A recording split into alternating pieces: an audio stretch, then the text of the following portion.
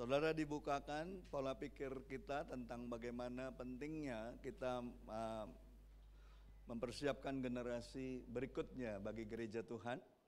Amin. Apalagi menjelang pemilu, ya. Kita tahu 57,65 ya kalau nggak salah semalam. Penentu kebijakan, penentu siapa yang akan menjadi pemimpin bangsa ini 5 tahun ke depan itu 57% lebih itu anak-anak dari milenial dan Gen Z. Jadi coba nanti di rumah ketika saudara lihat anakmu yang akan siap mungkin untuk pertama kali memilih, bilang sama dia, engkau akan menjadi penentu bangsa ini, nak. Pilihlah dengan bijak. Amin. Ada amin saudaraku? 10 tahun, 20 tahun, menjelang Indonesia Emas 2045, saudara lihat anak-anak yang umurnya sekarang 15 sampai 26 tahun, mereka itulah yang akan menjadi pemimpin-pemimpin kita masa depan. Saya berharap kalau Tuhan berkehendak kan beda ya. Kita boleh berharap ya. Boleh nggak Pak Aming? Boleh ya. Saya berharap 2045, 100 tahun Indonesia merdeka, generasi kita masih nyaksikan Pak. Amin. Amin. Mungkin waktu itu saya sudah umur 70-an lebih. Ya, Pak Aming juga 70-an lebih kita Pak. Nanti kita kongko-kongkonya minum di kopi tiam, gelas kecil aja tapi Pak. Ya kalau masih dikasih kesempatan. Amin. Ya, jadi saya percaya ada privilege, ada kehormatan yang dari Tuhan untuk kita hidup di masa seperti ini. Tidak ada negara lain seperti Indonesia, bonus demografinya. Ya, saudara cek seluruh dunia, tidak ada negara seperti Indonesia yang pemilih gen milenial dan gen Z-nya sampai 57%. Tidak ada. Nanti bonus demografi kita akan sampai ke 68%. Anak-anak muda. Jadi jangan dikira anak-anak muda ini yang culun-culun sekarang ini yang ngomongnya gaje, nggak jelas itu nggak penting mereka. Mereka justru sepertinya lebih cerdas dari generasi kita. Amin. Tapi perlu diarahkan, perlu diajarin supaya mental mereka kuat. Ya. Nah, untuk mengajari generasi berikutnya dan menghadapi kehidupan kita ke depan, kita butuh hikmat, katakan hikmat. Amin. Kita butuh hikmat Tuhan dalam hidup kita. Nah, saya akan bawa saudara untuk melihat satu pribadi yang dikatakan selain Yesus, dialah orang yang paling berhikmat di dunia. Ya. Hikmatnya itu luar biasa, ya. Sampai-sampai raja-raja dan ratu-ratu pada masanya itu mencoba untuk bertemu dengan dia, mencoba untuk minta nasihat dengan dia, mencoba untuk bertanya perkara-perkara yang sulit sama dia. Nah, itu luar biasa, ya. Dan saudara harus tahu apa yang ada pada Salomo, kita memilikinya lebih daripada dia. Karena apa? Karena Kristus. Karena kita punya Kristus. Kristus sudah menebus kita. Membayar hutang dosa kita. Ya. Lebih daripada apa yang dialami oleh generasi dulu. Ya, apa yang dilihat oleh para nabi-nabi dulu, kita memilikinya di dalam kita. Ya, jadi saudara harus sadar di dalam kita ini ada sumber hikmat. Yang namanya Roh Kristus, Roh Kudus. Jadi kalau kita ngadapin masa-masa sulit, mintalah Roh Tuhan berkarya dalam hidup kita. Membawa kita kepada keseluruhan kebenaran akan firman. Ya. Itu salah satu fungsi daripada Roh Kudus. Nah, tapi kita lihat nih hikmatnya Salomo itu sampai seperti apa gitu loh. Ya. Kita lihat di 1 Raja-Raja 10. Ya. Judulnya itu kunjungan Ratu Sheba. Betul nggak? Kunjungan Ratu Negeri Sheba. Saya bacakan cepat tapi kita fokusnya di ayat 4 dan 5 ini. Ya. Saya nggak akan baca semua, ini eksposisi ayat tapi nggak semua ayat. Ayat-ayat penting aja. Ya. Saya bacakan dengan cepat kepada saudara, kunjungan Ratu Sheba, negeri Sheba.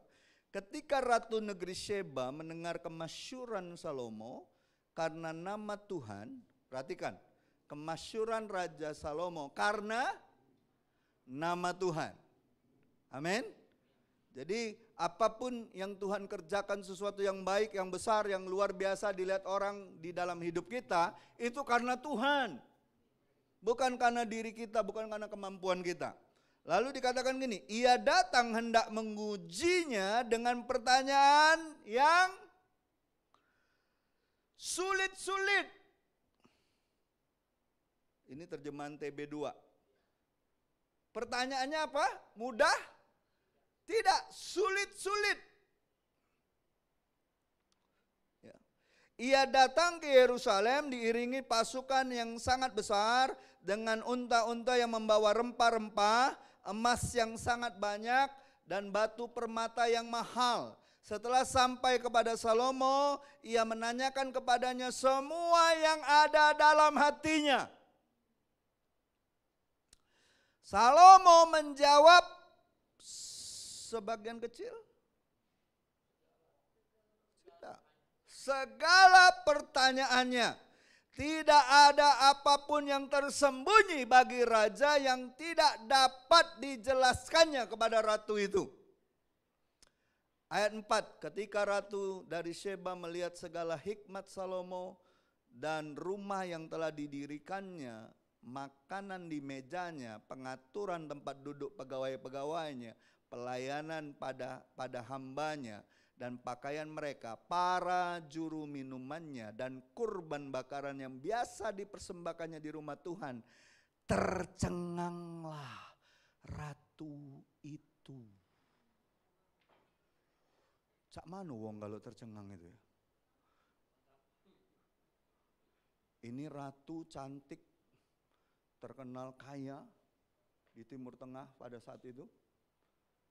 Ketemu Salomo, ngasih pertanyaan yang sulit-sulit, dijawab semua, lalu dia tercengang. Gimana tercengang itu? Tercenganglah ratu itu. Wow. Bilang wow.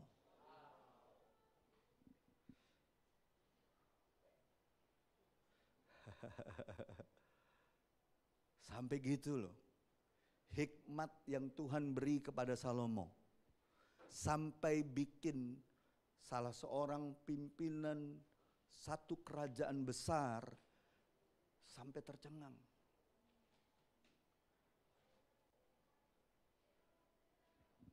Sekarang pertanyaannya, kapan kita buat tercengang orang ketika kasih pertanyaan sama kita? Atau malah orang ketika kita jawab, jawaban ini sama baik uang dunia itu. Halo?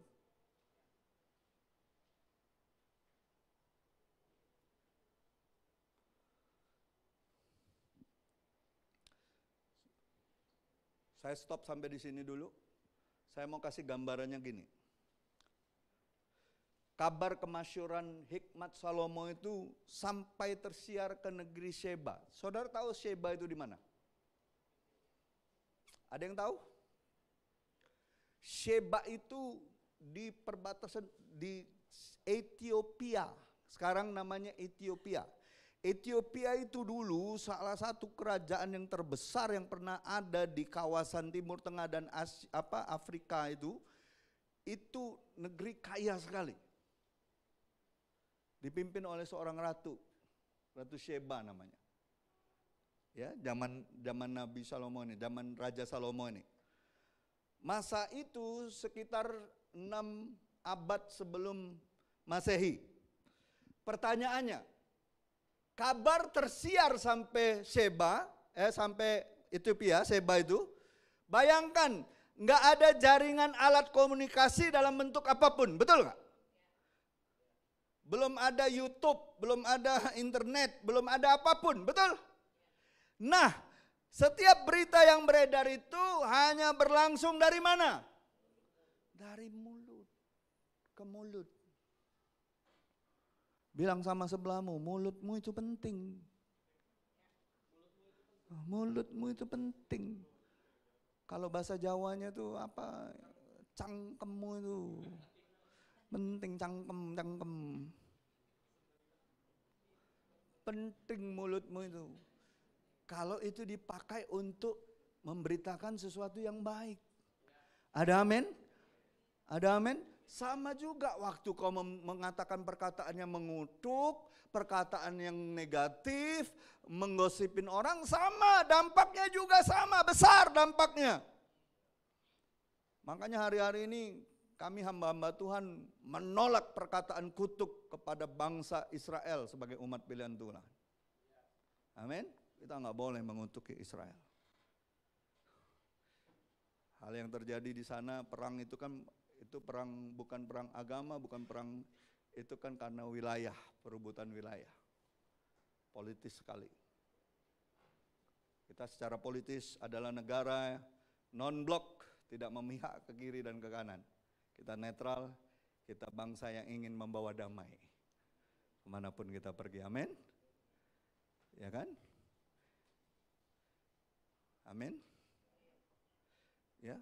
Lihat, bayangkan dari mulut ke mulut, berita tentang Salomo yang bijaksana melayani Allah yang berkuasa, ini terdengar sampai ke Ratu Sheba di daerah Arab Selatan yang jaraknya sangat jauh. Tahu nggak jaraknya? Ukurannya berapa?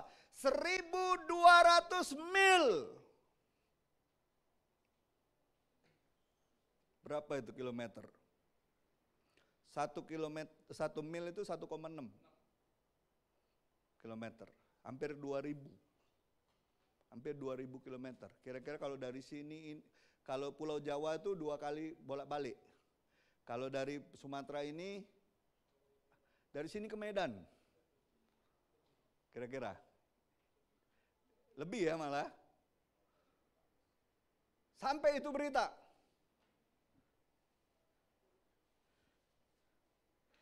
Jadi berita tentang Salomo ini yang begitu bijaksana ini, ya, dan tentang Allah yang disembah oleh Salomo itu menarik perhatian Ratu Sheba. Ya, dia tidak hanya puas dengar berita, dia ingin bertemu muka dengan muka. Dia ingin berkunjung.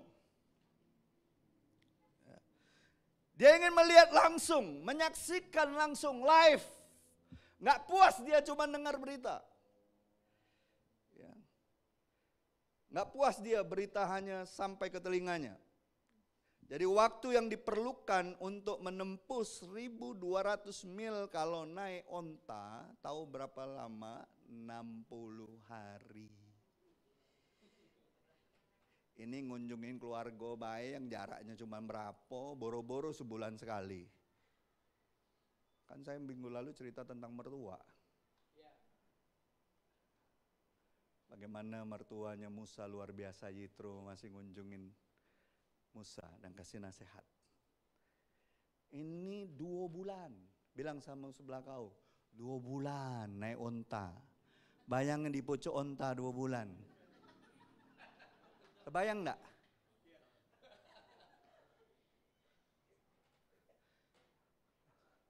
Turun berok kata orang Palembang. Kalau enggak biasa betul. Ya. Hanya untuk bertemu dengan Raja Salomo. Betapa passionnya ratu itu. Dia datang bukan dengan tangan hampa. Dia bawa harta. Bagi dia, hikmat lebih berharga daripada harta kekayaannya. Hikmat Tuhan. Ya, Ratu Sheba sangat merindukan hikmat. Ya, dia ingin belajar kepada Salomo betapa berharganya nilai daripada hati yang memiliki hikmat. Ada amin. Nilainya melebihi kekayaan materi. Ya. Saudara tahu berapa banyak yang dia bawa untuk datang bertemu dengan Salomo? Berapa banyak dia bawa persembahan? Coba di ayat berapa ini ada beberapa banyak dia bawa.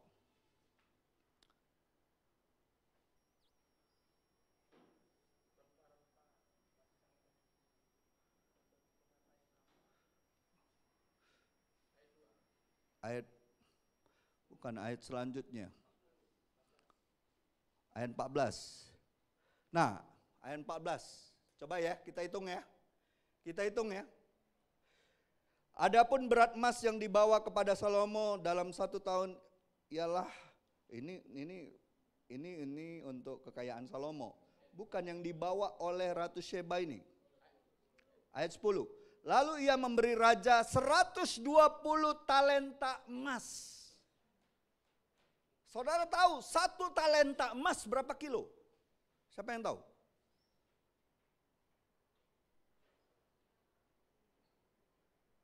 Si Sensen biasanya ngalak nganu emas dia sama perak. Berapa 1 talenta itu? 34 kilo 1 talenta. Yang dibawa oleh Ratu Sheba berapa? 120 kali 34 kilo. Berapa ton?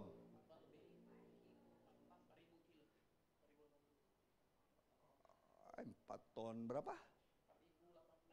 4080 kilo. Siapa yang terakhir beli emas 1 kilo berapa?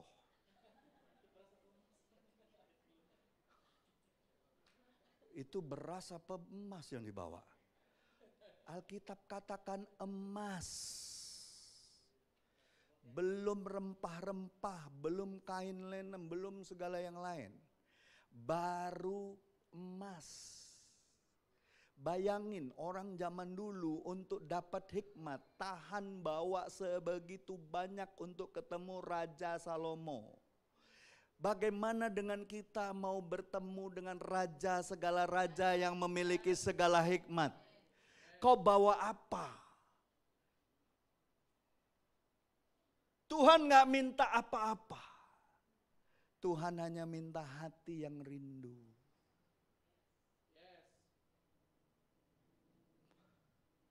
Harta sesungguhnya kita melebihi emas, perak, permata adalah hati kita yang rindu sama Tuhan. Bayangin dulu untuk dapat hikmat, bawa 4 ton Pak Hanes, gak cukup kita kerja seumur hidup. Ketemu wong hebat yang namanya Salomo. Kita tiap hari melalaikan raja dari segala raja yang punya segala hikmat. Betapa kurang ajarnya kita. Kalau saya bilang kurang ajar, udah ditebus, diberkati, dikasih nafas kehidupan, dikasih kerjaan, dikasih sekolah, dikasih bisnis, tapi untuk bertemu dengan dia kita ogah-ogahan. Orang zaman dulu, ratu loh. Bukan dua ratu, ratu bener-beneran ini. Dia bawa itu, harta itu sampai tontonan. Siapa yang pernah terpegang di sini 10 kilo emas saja di tangannya? Ada? 20? Sekilo be jarang. Kalau lime sering tiap hari, Mas Budi. Dipegangnya setiap hari. Berapa kilo Mas Budi beratnya? Kan orang Jawa kan dipanggil Mas. 60-70 kilo. Itu lebih berharga daripada emas batangan. Suami loh, iya. Iya. Ngangguk-ngangguk ya Ibu Lin Mei.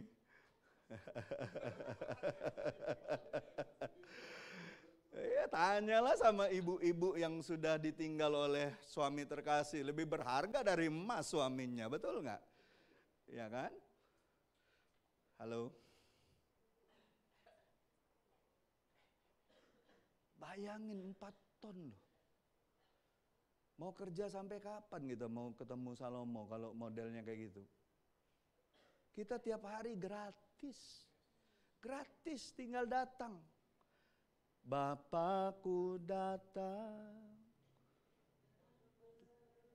serahku takkan, Kau yang berkuasa dalam gelap, Kau setia. Amin.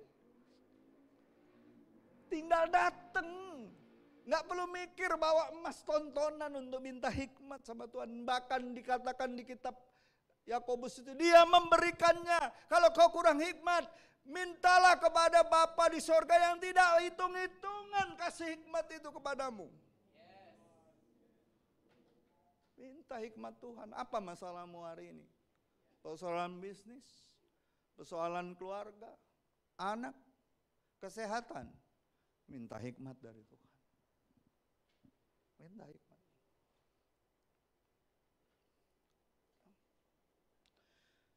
Bayangin, jalanlah 2 bulan naik untung.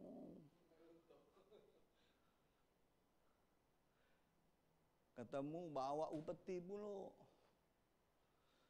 Hanya untuk ketemu dan bicara, minta hikmat, minta nasihat. Coba senggol orang sebelahmu. Hargai nasihat Tuhan. Hargai firman Tuhan. Hargailah orang-orang yang memberi kau nasihat. Baik itu orang tua kita, guru kita, coach kita. Apalagi kalau dia takut Tuhan. Apalagi dia cinta Tuhan. Apalagi dia mendoakan hidupmu. Hargai. Amin. Nanti kalau ketemu di rumah ataupun sama orang tua kita, sama orang-orang yang mengasihi kita, rangkul mereka, terima kasih kalau selama ini memberi saya nasihat. Terima kasih ya. Aku tahu kau mengasihiku. Atau papa atau mama atau siapapun, om, aku tahu om mengasihiku. Amin. Ya. Jadi saudaraku, hati yang berhikmat lebih berharga daripada materi emas, perak, permata. Itu kata Alkitab. Ya, itulah yang menumbuhkan rasa penasaran Ratu Sheba. Karena itu dia ingin membuktikan sendiri apakah benar yang dikatakan orang berkenaan tentang hikmat Salomo yang dari Tuhan. Makanya dia pertanyaannya bukan pertanyaan ece-ece.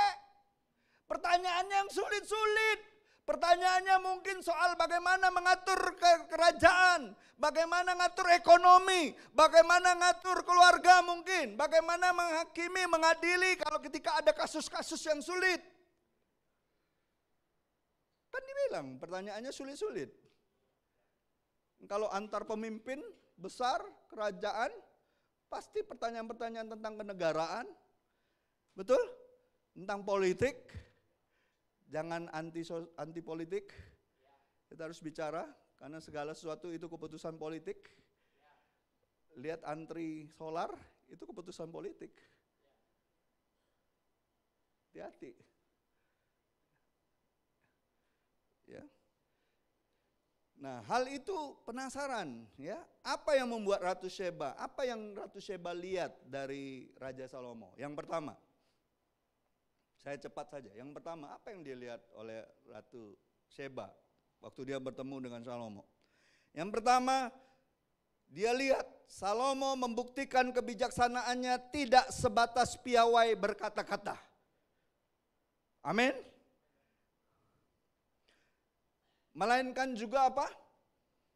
Ratu Sheba melihat, memperhatikan, ya, Bagaimana melalui makanan di mejanya,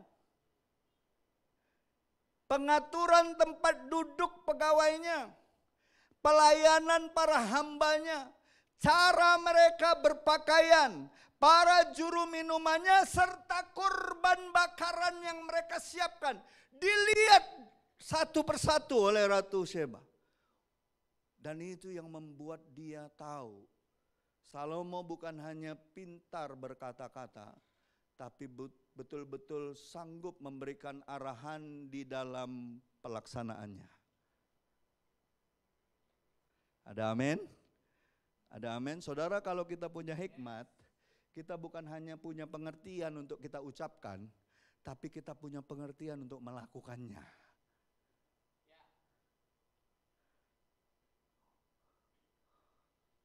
Saudara ngangguk-ngangguk ngerti apa enggak sebenarnya? Ngerti kita, oh kayak gini sebenarnya, Tuhan maunya gini. Ngaturnya gini. Detail, ya. Itu yang pertama. Yang kedua, Ratu Sheba melihat Salomo dengan hikmat terbukti sangat detail. Detail dia. Lihat detail semua kan. Makanan di meja, pegawai yang melaksanakan pelayanan, betul nggak? Semuanya detail, sangat tertata, diperhatikan semua oleh Salomo. Detail, sangat baik, tertib. Bahkan Ratu Sheba memuji dengan mengatakan, sesungguhnya yang didengarkannya itu dengan apa yang dilihatnya itu belum separuhnya. Coba baca ayat, ada ayatnya yang kita baca. Ayat 6. Ya, kan tercengang dia. Dia bukan tercengang bedawau-dawau baik, dia tuh ngomong dia. Habis tercengang tuh dia ngomong. Halo. Bukannya dia lihat Salomo dan semua, wow, bukan. Dia kasih statement. Tercengangnya itu dia kasih statement yang sangat penting. Ayat 6, ia berkata kepada raja, benarlah kabar yang kudengar di negeriku tentang engkau dan hikmatmu, tetapi aku tidak mempercayai segala perkataan itu sampai aku datang dan mataku melihat sendiri. Sesungguhnya setengahnya pun belum diberitahukan kepadaku. Hikmatmu dan kemakmuranmu jauh melebihi kabar yang kudengar. Keren ya? Keren gak? Saudara mau gak orang ketika lihat hidupmu lebih dekat lagi, dia kunjungin kau, dia lihat hidupnya Pini misalnya di kosannya, oh enak ya kosannya, Pini ini rapi, buku-bukunya rapi, tempat tidurnya rapi. Terus dilihat cara makan dia tertib. Terus kalau kunjungin dia malam, dia gak keluyuran kemana-mana, belajar ya. Terus dia cerita sama teman, hebat ini, hebat kau nih. Apa yang aku dengar tentang kau belum setengahnya, aku sudah buktikan.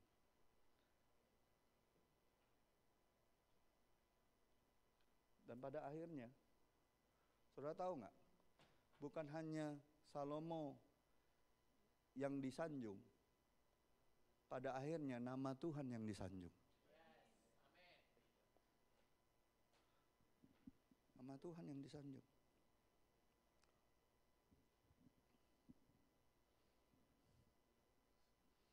Yang ketiga, Salomo dengan hikmat dari Tuhan membawa kemuliaan bagi nama Tuhan.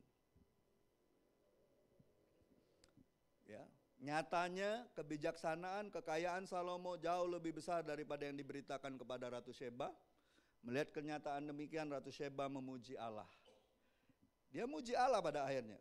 Ya, tata cara kerja, hidup, dan cara hidup Salomo yang dia terapkan dalam hidupnya membuat dia memuji Tuhan. Kita perhatikan ayat selanjutnya, dikatakan begini. Ya, ayat 9. Terpujilah Tuhan Allahmu yang berkenan kepadamu dan mendudukkan engkau di atas tata kerajaan Israel.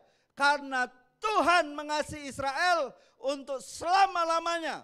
Perhatikan, karena Tuhan mengasihi umat pilihannya Israel untuk selama-lamanya, makanya selalu Tuhan berikan pemimpin yang terbaik bagi bangsa itu.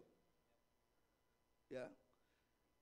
Dan dikatakan apa? Ia mengangkat engkau menjadi raja untuk melakukan keadilan dan kebenaran. Baru ayat 10-nya dia kasih upetinya. Betul?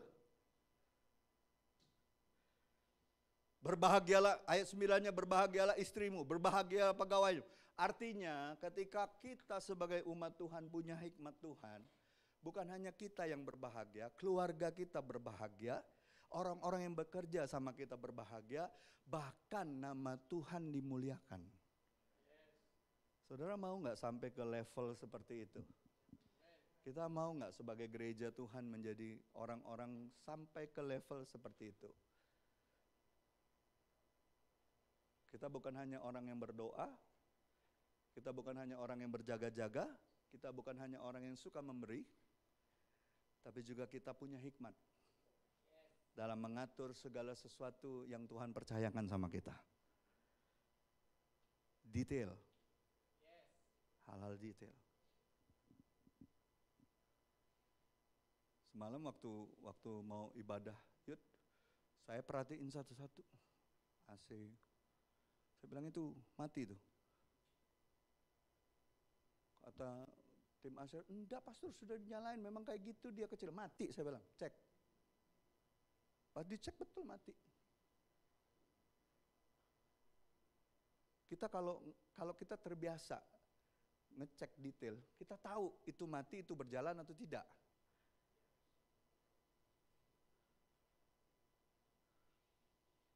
Halo? Jadi ini saya percaya ini pembelajaran. Kita harus detail, perhatiin, lihat. Oh ini enggak, ini nih, oh ininya kurang ini nih. Atau apa kerjaan kita, oh ini. Amin?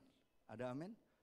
Ya, jangan sampai kita jadi orang-orang yang punya hikmat tapi nggak dipakai untuk hal-hal yang kecil yang kelihatannya sepele, detail.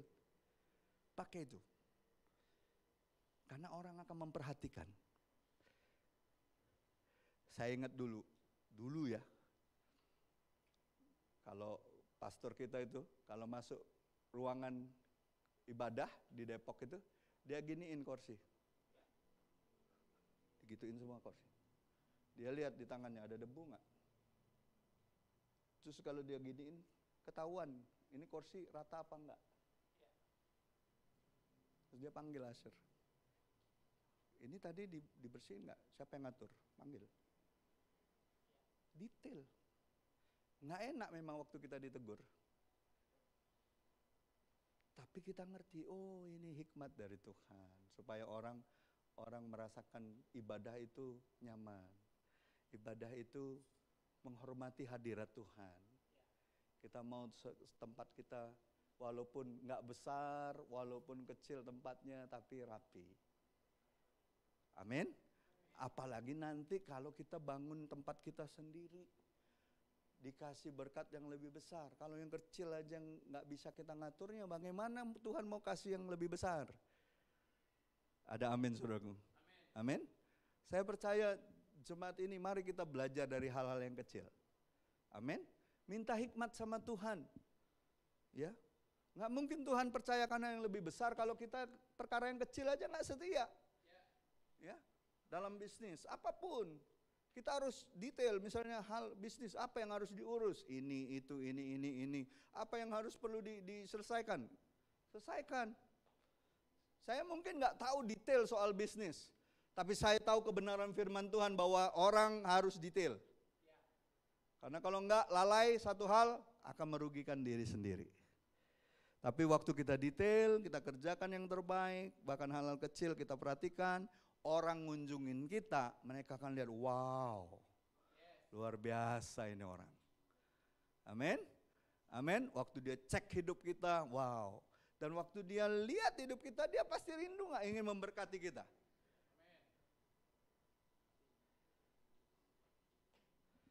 Kalau kita nggak setia dengan hal kecil, Yesus bilang gini, talenta 1 nggak diusaha, diambil diberikan kepada orang yang sudah punya. Salomo itu udah kaya nggak? Saya tanya, Salomo itu sudah raja yang sangat kaya nggak? Tapi kenapa orang datang ngasih dia lagi?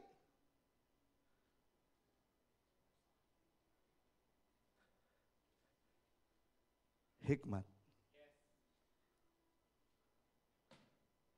Siapa yang mau pekerjaanmu, sekolahmu, hal-hal yang sekarang kau setia kerjakan dengan hal-hal yang kecil ini, Tuhan akan tambahkan. Tuhan akan berkati. Akan ada orang ngajak deal, misalnya bisnis, dealnya lebih besar lagi bisnisnya. Orang yang ngajak kerjasamanya lebih baik lagi. Kita udah diberkati, dibawa Tuhan lagi, orang yang gak kenal Tuhan sekalipun untuk berkati kita lagi.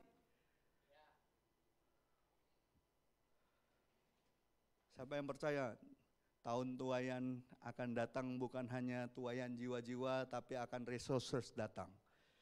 Orang-orang yang akan bekerja sama, orang-orang yang akan bermitra dengan kita, amin. Orang-orang yang mendatangkan kebaikan bagi kita. Saudara percaya itu?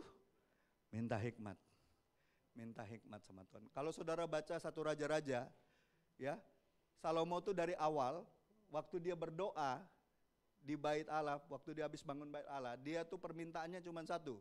Tuhan, berikan aku pengertian untuk memerintah atas umatmu yang besar ini, supaya aku dapat mengadili dengan adil. Tuhan bilang gini sama Salomo, nanti saudara baca sendiri tuh di 1 Raja-Raja 3 sampai seterusnya, sampai ketemu yang 10 ini. Dibilang gini sama Tuhan, karena kau gak minta nyawa musuhmu, kau gak minta harta, kau gak minta kekuasaan, kau hanya minta pengertian dan hikmat, aku berikan apapun yang kau gak minta.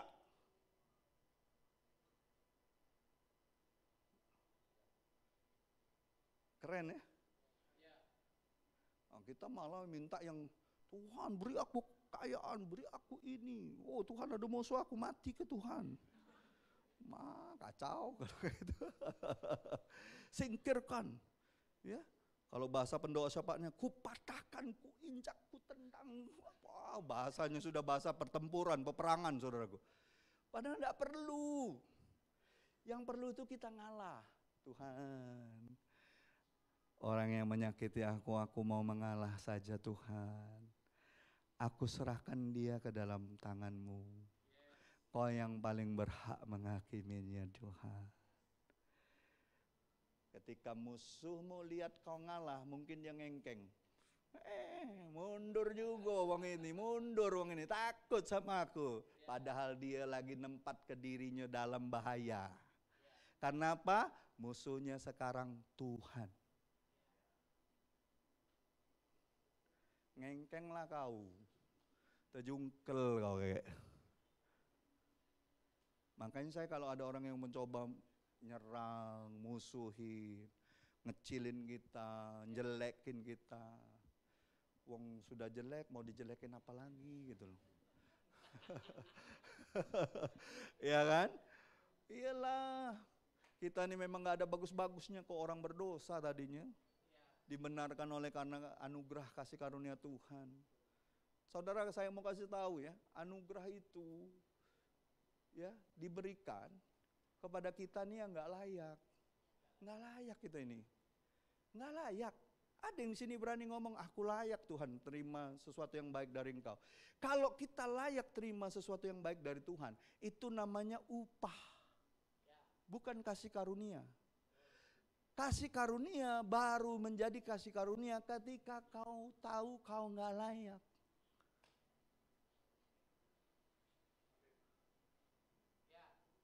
Kalau kau merasa layak terima sesuatu yang baik dari Tuhan, berarti kau minta upah.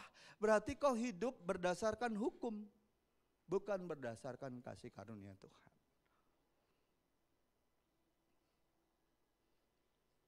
Salomo ini, menurut saudara, dia terima kerajaan yang diwariskan bapaknya, layak dia? Enggak. Dia anak hasil hubungan gelap bapaknya, betul nggak? Daud dengan Batsheba. yang istri orang. Suaminya ditaruh oleh Daud di medan perang supaya mati.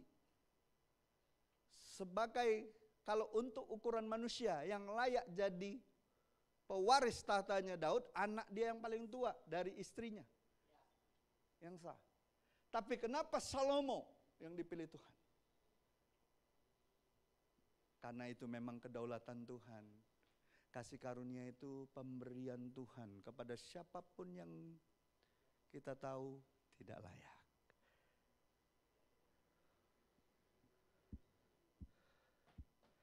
Hati-hati.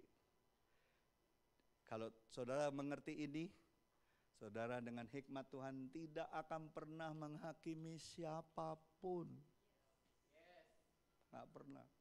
Seburuk apapun keadaan orang itu, justru kita berharap Tuhan, kasih karuniamu, kebaikan, kemurahanmu, aku percaya akan kau berikan sama orang ini. Akan tercurah untuk orang ini. Pulihkan dia Tuhan. Selamatkan dia Tuhan. Amin. Sama, dulu kita juga seperti itu. Ya. Saudara mau punya hikmat dari Tuhan? Kurang hikmat, merasa kurang hikmat hari-hari ini, minta sama Tuhan. Tuhan gak pernah hitung-hitungan. Kalau minta sama Salomo, bawa 4 ton dulu. Minta sama Tuhan gratis. Raja dari segala raja, pemilik langit dan bumi, pemilik emas dan perak. Bagian kita adalah datang. Bapakku datang dan berserah. Amin. Amin. Nah, saya mau bawa kita semua tidak lagi seperti Ratu Sheba yang kagum sama manusia. Kita harus kagum hanya dengan satu-satunya raja yang berkuasa, raja yang ajaib, raja di atas segala raja, yaitu Yesus Kristus. Datang kepada dia, gak perlu bawa apa-apa, Tuhan hanya meminta hati yang menyembah, hati yang bersyukur, hati yang datang kepada mezbahnya dengan apa adanya.